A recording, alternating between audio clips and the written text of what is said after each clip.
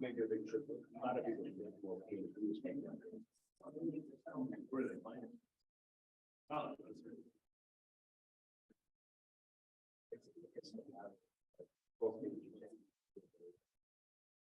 I don't know.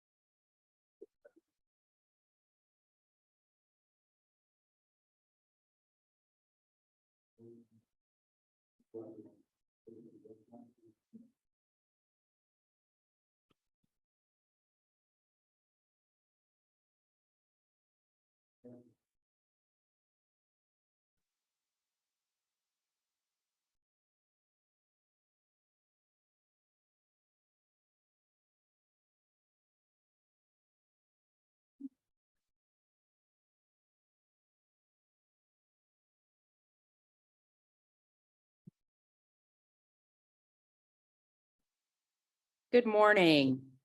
Welcome to the CRTPO July 6th, 2023 Technical Coordinating Committee. The time is now 10 o'clock. We'll go ahead and begin with introductions. We'll start at the table to my left. Morning. Tracy Haug, pedestrian focus area. Heather Maloney, Town of Huntersville. Marley Henning, bicycle focus area. Bjorn Hansen, Union County. Todd Huntsinger, Indian Trail. Megan Green, Mecklenburg County Air Quality. Will Washington, Town of Mooresville. Aaron Tucker, Town of Cornelius. James Kelly, Town of Waxhaw. Justin Russell, Town of Stallings. Andrew Ventresca, Town of Troutman. Travis Johnson, CRTPO. Liz Babson, City of Charlotte. Candace Rory, Charlotte Planning. David McDonald with Cats. Irene Ivy, Mecklenburg County Public Health. Anil Panigar in CDOT Division 12. Theo Katea, Division 10. Samantha Miller, Charlotte General Services. Gwen Cook, Mecklenburg County Park and Recreation. Greenway Focus. Andrew Golden, Town of Davidson. Steve Fry, Town of Mint Hill. And now we'll go to the members in our audience, starting to the left. Gilbert, CRTPO. Andy Grimsky, Charlotte, DOT. Aaron Pratt, Charlotte. Warren Cooksey, Turnpike Authority. Bradley Close. Plan, CRTPO. Mark McKellan, Charlotte DOT. Loretta Baron, Federal Highway Administration. Bob Cook, CRTPO. Joanna Quinn, Charlotte DOT. Daniel Stafford, CRTPO. Leah Johnson, CRTPO. Ethan Day, CRTPO. All right, thank you. Moving on to our first item. We're going to adopt today's agenda. May I have a motion and a second? All those in favor say aye. Aye. Any opposed? That carries unanimously. Now we'll adopt today's consent agenda. That's the approval of the June 1st, 2023 TCC minutes and the 2020-2029 TIP amendments. May I have a motion So moved. and a second? All those in favor say aye. Any opposed? That also carries unanimously. Moving on to our first and only item of business today, we're going to hear from Bjorn Hansen, and he's going to present the Waxhaw Parkway Comprehensive Transportation Plan Amendment. Morning, everyone. This is very similar from last month. The only change is that we added the date and time for the in-person meeting as a part of this process. What we're requesting is that you recommend to the board that we open a public engagement period on July 20th, include it on August 20th regarding the Waxhaw Parkway. Actually, this action isn't exactly right because it's from the northeast quadrant and the southeast quadrant. Travis, is it okay if we make that change based on the map? Yes, what is the exact? Pull up the map. So the amendments are what's shown in the purple and the green. So it would be the northeast and the southeast quadrants. That's okay. So going back, the motivation was again based on the study conducted by the DOT, which is the area in gray. And it had a ripple through effect, which is shown here, which is the area in lime green, to keep the corridor continuity. So we'd actually be recommending two changes, both to the purple and the lime green. The action request needs to say, for the northeast and southeast quadrant. Yes. Okay. Yeah. We need a motion to end. Oh, I don't think we, yeah, so we haven't necessarily taken action yet. So maybe just the motion. If we need to amend the action that's being requested. Yes. Yes. So apologize for not catching that before just now, but yes, this is the motivation. These are the proposed changes. We're in. We have to vote to change first or. Yeah. Okay. Motion to amend. Thank you. I'll second that. All those in favor say aye. Aye. Any opposed? All right, we have changed the motion to reflect the changes Bjorn just described. Thank you. Okay, now continue with the. Thank you. So again, this is really the big picture that we're talking about. The current alignment is what's shown in orange. The changes are two specific segments, the one in purple on the north of 75 and the one in lime green on the south of 75. And again, it's had a history for 30 years and various alignments. And so where we are in context is opening up the comment period. We'll conduct the comment period. We'll contact all the property owners, both on the existing and proposed alignments, and coordinating with Mineral Springs and Waxhaw with an in-person meeting in early August. We will then digest that, process any amendments and resolutions in September, take it back to Carpo in October for information and hopefully November for action. So if anyone has any questions or comments, this would be the time to take them forward to the board. Otherwise, thank you for the flexibility with the on-the-fly tweak to that recommendation. All right. Your action again. Go ahead. You state the action you're looking for. The action is to request that the board approve opening the public of a public engagement period on proposed CT amendment for the northeast and southeast quadrants of the proposed Waxhaw Parkway between NC 16 and South Providence Road, south of Waxhaw. So moved. Second. Any further discussion or questions on that item? All right, all those in favor say aye. Aye. Any opposed? Thank you. That motion carries unanimously. That was fun. All right. Now we're going to hear from Travis. He's going to present information on the 2026-2035 TIP development process, NCDOT prioritization 7.0. Hi, everyone. Thank you for joining me today. We're just giving a brief update on NCDOT prioritization 7.0 and where we are on the project list and some comments we received. So I was going to give you an update on the process, public comments we received, some interesting information about the P7 rail list, and then answer any questions you might have. So again, we are currently in a public comment period. Started on June 22nd and will be concluding on July 22nd. And we've been using social media, press releases. We have a project webpage on the CRTPO website. We've released it in the newsletters. In addition to that, we have the project list on the project page. We have PDF maps that you can share. And we also have interactive ArcGIS maps that you can share to look at project locations, look at descriptions, and to make sure everything looks accurate before we submit these projects in September. So far, or as of July 3rd, we have received 3 comments from residents. In general, these comments were supportive of projects on the list. They did identify Sunnyway Greenway, Marshall Bypass, and Wennington Road as necessary enhancements.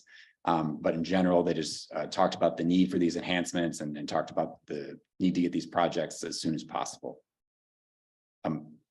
Additionally, we've been coordinating with NCDOT Rail Division to identify projects. For the project lists, we have a clear process for how we identify the 25th or identify the highway project lists as they come from the adopted MTP. So the highway list was made up of our carryover and holding tank, and then we identified new projects from the 2050 MTP. However, our other lists, we rely upon recommendations from other organizations. So like the Bike Ped Work Group makes recommendations for the Bike Ped. But when it comes to aviation and rail projects, we rely upon either divisions or the airports to make recommendations for what projects we should include on this list.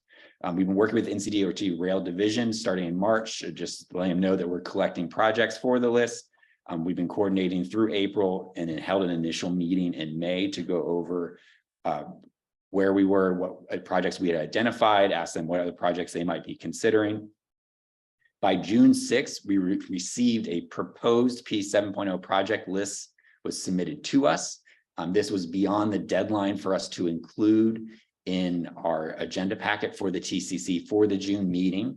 And within that list, we still needed to evaluate the projects and talk with members inside the jurisdiction to find out if they were aware of the projects that were in the list and see what effort has been done to coordinate with other MPOs and RPOs throughout the region, and also with our transit partners, because some of the recommendations do affect plans or projects that we have plans for. We scheduled a follow-up meeting on June 15th to kind of go over the list and kind of gauge where they were with what public engagement had been done, and to also identify like where the projects came from, what plans were they identified in, and try to get a better understanding of the public engagement that has happened. We followed up with them on only one project, or we followed up on one project so far about where they stand for public engagement, and that was a proposed Winston-Salem passenger service. And so we coordinated with the Winston-Salem NPO, our NPO, and then NCDOT, and we had an initial discussion of that. In general, the list that was submitted to us, we feel like it just requires additional coordination because we need to identify what was the public engagement, where the projects are, and how does that affect any goals for our region. So we see this list as more of a list that would probably be incorporated into prioritization 8.0 because of the amount of work that has to happen before we would actually have to have the list submitted. However, any of the projects that are on this list that cross into other MPOs or RPOs may be submitted by any of those member MPOs and RPOs. So we have updated the rail project list to identify any projects that might be submitted by a neighboring MPO or RPO. And so this will affect our project lists because if any member or if any of the MPOs or RPOs submit these projects, they would then be ranked and scored with the prioritization process and prioritization 7.0. And when we receive our projects list back, these projects would then be incorporated into our list because it would affect our area. So while these projects are not currently on our list, these are projects that would appear on our ranked list that were submitted back to us because, for example, the Winston-Salem to Charlotte passenger rail service, while we have a lot of questions still about that service, Northwest Piedmont will be submitting this project. So that will be a project that comes back on our list. With these projects, again, the statewide tier level projects would be ranked competitively against all statewide tier projects, and we do not have an opportunity to apply local input points. However, with regional impact points, we still have that opportunity to apply local impact points to those projects if we deem that they would be the priority of our region. So in the list, in the prioritization 7.0 rail list, you will see a collection of projects on the bottom of that list, which are these projects that are shared here. And essentially, they're just projects that were shared with us through the NCDOT Rail Division that were not on our initial list. We are continuing to coordinate with our regional partners and other neighboring MPOs to identify the need for these projects. However, we can anticipate that these projects will be in our ranked project list that is returned to us after the submittal window, because we know we are under the understanding that a neighboring MPO or RPO will be submitting these projects. So I'm going to pause here to see if there's any questions specifically about this list. Have these been, I mean, a lot of these have been talked about for decades, like Asheville to Salisbury passenger rail, but just in general, it seems like these are a lot of corridor projects. Had any of these been submitted previously through any of the MPOs or RPOs or the DOT through the spot process? I'm not sure if different versions of these projects have been submitted. I was under the interpretation that some of these were newer projects that were being submitted. I know, for example, the Salisbury to Asheville is part of a corridor study, which was just shared with us.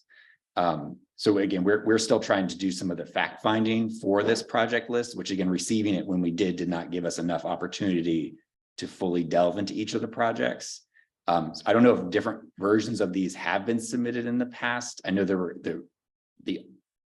the list was presented to us as a suggestion from the NCDOT Rail Division. It would then be up to us to decide if we would like to submit these as new projects. So they're not in our existing list because they were not in the list that were already provided out. I don't know if there have been different versions of these submitted in the past due to the limited time we've had to research the projects that were shared.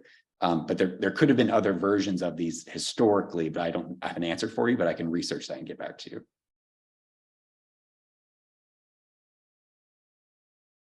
Okay. Does that answer your question? It just seems like these are really, really big, and normally we would be dealing with pieces at a time. And so devils in the details of which pieces we would actually be voting on and within our 3-county area. Right. So by them submitting and it coming back to us, all the communities along the border would have to put points on it to push it forward because you put points for your portion of it. Right.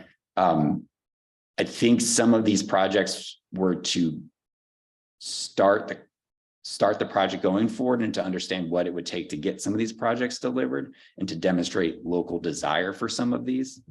But again, with the short time frame we've had this project list, more research is needed and more understanding of what this means. I know some of the projects came as a surprise to some of our plans for other projects that we have for transit and other, and so we just have to understand what this means as part of a region.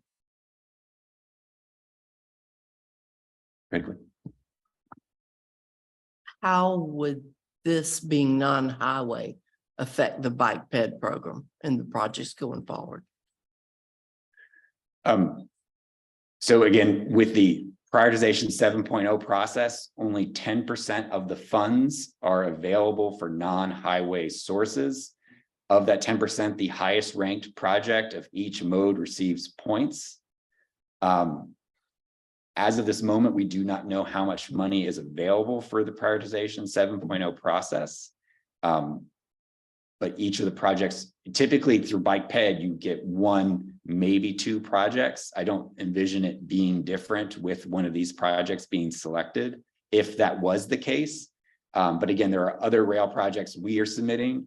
And through the ranking process and through either the regional impact or or if it was a division level project, we would have the opportunity to put local input points on it, which would then affect the overall point score. But it's not like this would take all of the funding out of every other category. And we're still talking about a very small amount of money compared to the 90% that's available for like highways and such. And so we could still also utilize other funds for bicycle pedestrian projects through the STBGDA and the fall call and spring call and all that.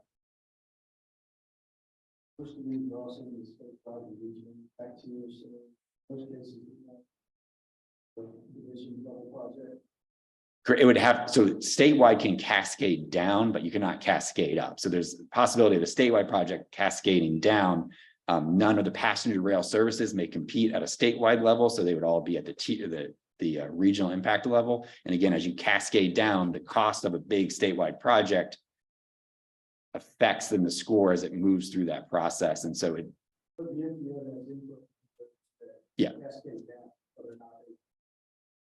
Correct. Yeah. So once it goes to the regional or impact, we can put local impact points or choose not to. And so that would be a way we could affect the overall total score.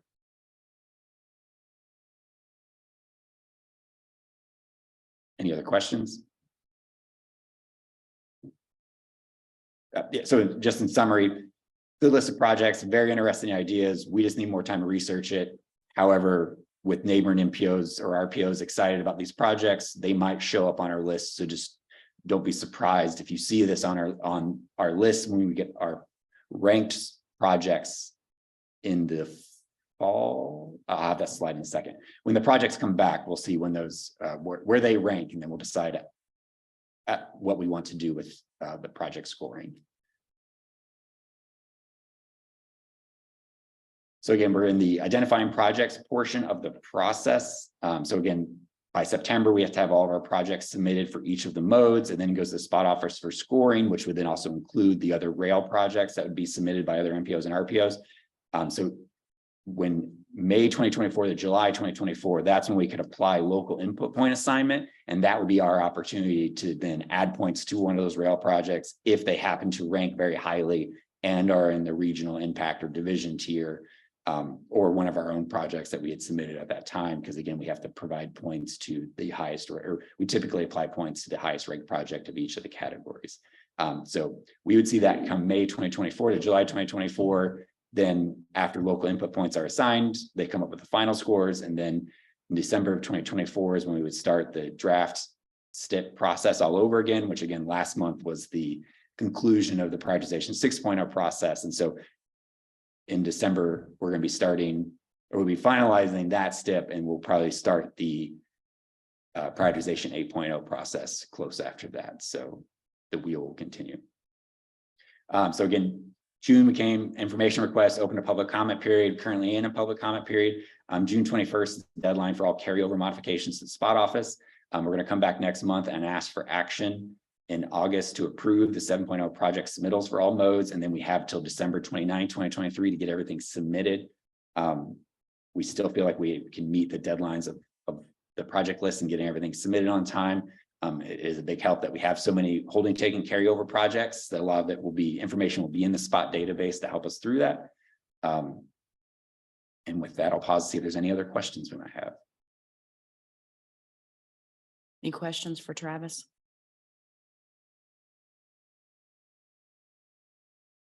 All right, so with that, we're in a public comment period. Please look at those lists. Again, we'll be coming back next month to get a recommendation to the board, and then look forward to getting our projects in and seeing what we can get funded.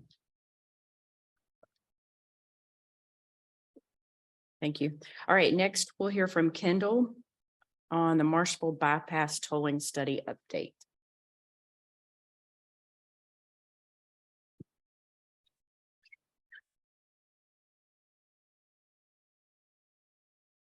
Good morning, everyone. I am Kendall Clanton with CRTPO, and today I will be providing an update on the Marshville bypass tolling study.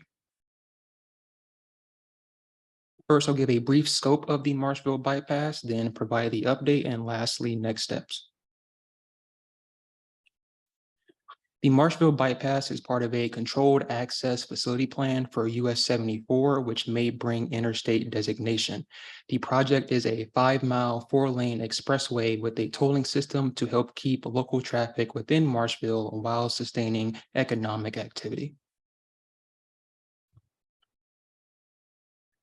The NC Turnpike Authority and Department of Transportation developed a toll project policy for NPOs to study roads for potential tolling. The Marshville Town Council and Union County Board of Commissioners requested that CRTPO submit this project for analysis. The pre-submittal assessment is a high-level analysis, and this was the first time the tool has been used by NCDOT. The initial results showed that the bypass would not cover its maintenance and operations, but the tool is very sensitive. Slight adjustments to the tool yielded much more positive results, which is why we will be requesting approval for further analysis. A potential option is a tolling system with the Monroe Expressway. Next, I will be providing this information to the CRTPO board before coming back to you guys, asking for your recommendation to approve further analysis for the Marshville bypass. I'll now respond to any questions or comments. Any questions for Kendall?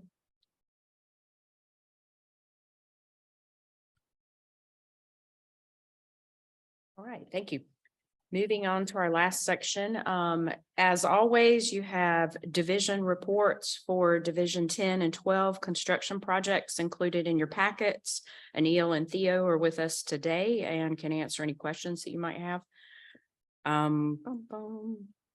Did Alex make it?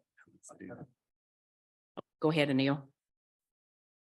Just had one announcement to make as part of the prioritization 7.0. NCDOT divisions are going to be having a public comment period starting August 1st to August 31st. And there will be, each division would have 1 week period for which citizens or anybody interested can drop into the division office. Staff will be available.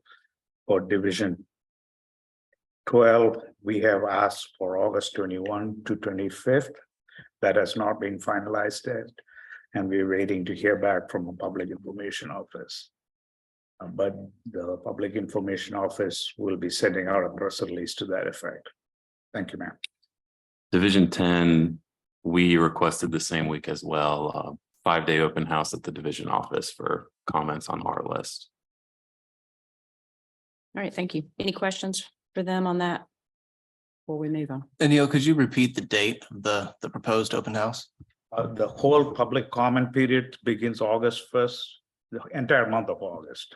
And open house where staff will be available is August 21 to 25th for Division 12. Will Division 10s be the same Same week. and same month? All right, thank you. Any other questions? Right, and Alex is not here, right? Okay. Warren.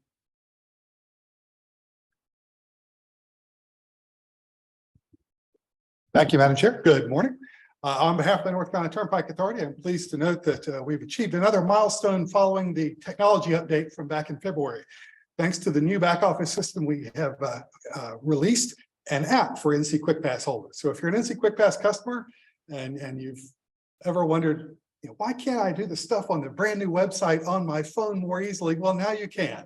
Just go, whether it's Apple or Android, go to your app store, look for the NC Quick Pass app, the one specifically with our colors and our logo, and you can download it and do everything on it that you can do on the regular web page, including for 77 customers, setting HOV status. Eventually, this app will take the place of the HOV app that we unveiled several years ago.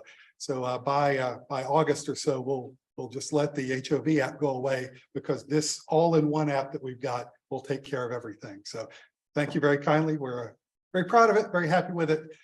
Please like it and well, give it 5 stars. It's not a like thing, it's a 5-star thing. Because as the saying goes, that helps other people find it. I got in on the first day and I had to scroll through 4 pages before I found it. Now that there's some 5-star reviews, it's coming up a little faster. So thank you kindly. Thank you, Warren. All right, moving on to Project Oversight Committee update. Thank you, Jennifer.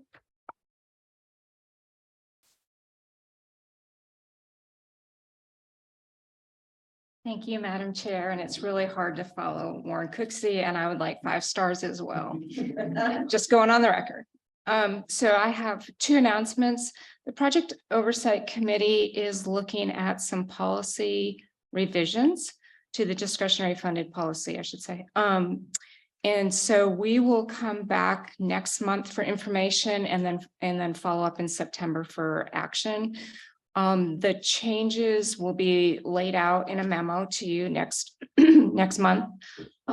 We have been working with Mecklenburg County Health, adding some criteria in our roadway scoring process. There's been a lot of discussion about it. I've reached out to other MPOs. I think we've come up with some pretty good ideas, so you hopefully will be happy to see that. We're also working with Megan Green of Air Quality.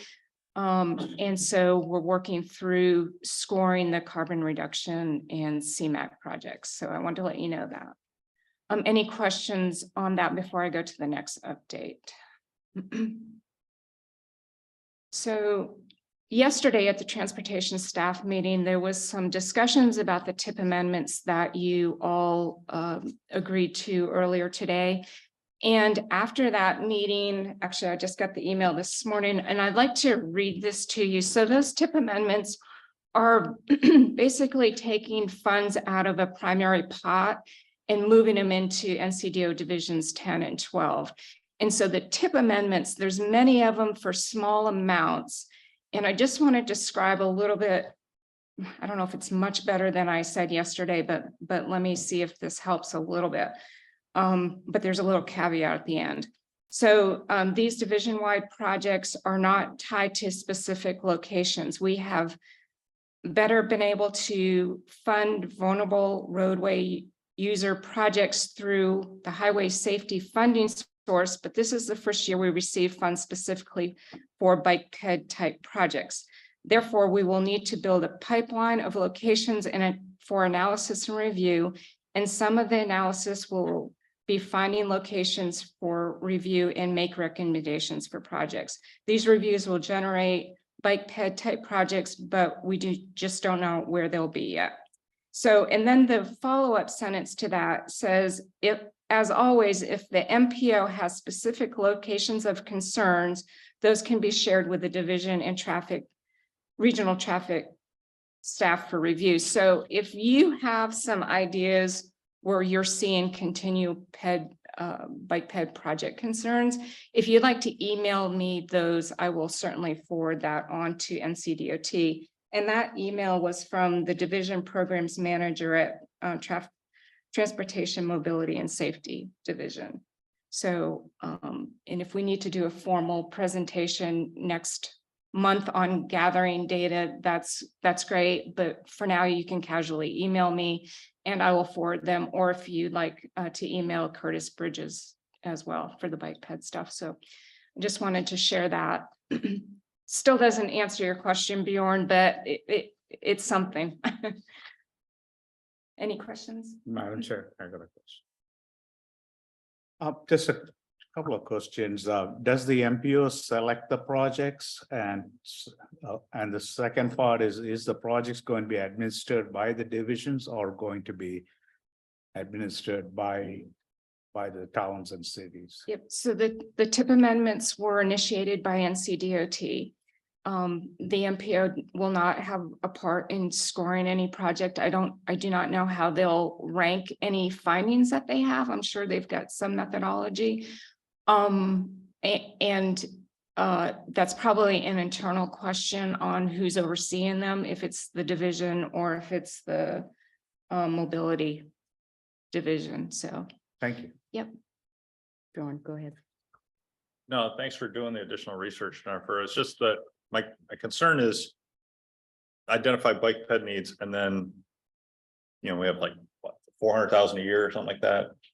So my understanding is this is where I have sent so many emails about these tip amendments.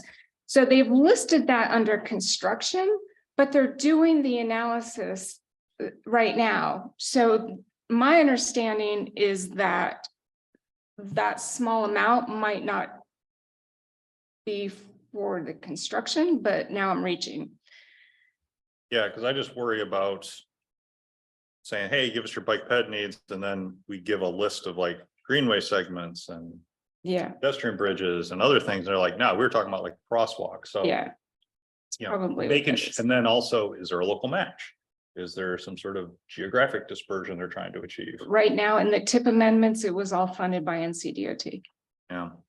I mean, it's good to have as a resource. I just want to make sure we don't go in a direction or a scale that is completely inappropriate. Yeah. So yeah, thanks for the research. Yeah, thank you. Any other questions? Jennifer, I want to say, I believe the pot of money is designed to be a small scale funding pot, so that if it means improving site distances or curb ramps or things of that sort, that's more, they're not looking for wholesale, we want to put bike lanes out here. That's not addressing the vulnerable road user, or less a small scale project that would improve crossings for That makes sense. Any further questions or discussion? I have a question for Loretta. Thinking about what you said, would additional connectors to greenways be considered a small scale project? It might depend on what that is. I think you would probably have to submit it to the traffic mobility and safety division. Okay. To analyze. Because they have a scoring criteria or a checklist that they work on. Kind of rank the projects, and I think it would have to go to them for that. Okay, and the name of that department again is Traffic mobility and safety, I think. traffic mobility. Transportation, Mobility and Safety Division. All right, thank Or you can send them actually to Jennifer as part of the project list or Curtis and let her submit them. No way. Thank you. Any further discussion or questions? All right, thank you, Jennifer. Thank you. Curtis, do you have an update for us? Not an update, but I think directly related to what Jennifer just spoke on, we're going to talk about the vulnerable road user assessment work the DOT's been doing.